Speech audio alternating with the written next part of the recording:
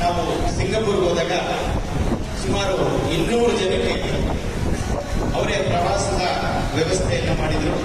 ನಮಗೂ ತೊಂದರೆ ಆಗದಾಗೆ ಎಲ್ಲರನ್ನೂ ತಪ್ಪಿಕೊಂಡು ನಮ್ಮನ್ನೆಲ್ಲ ಬಹಳ ಸೇಫ್ ಆಗಿ ಸಿಂಗಾಪುರ್ ಕರ್ಕೊಂಡೋಗಿ ಕಾರ್ಯಕ್ರಮ ಮುಗಿಸಿ ವಾಪಸ್ ಇಂಡಿಯಾಗೆ ತಗೊಂಡ್ಬಂದ್ಬಿಟ್ರು.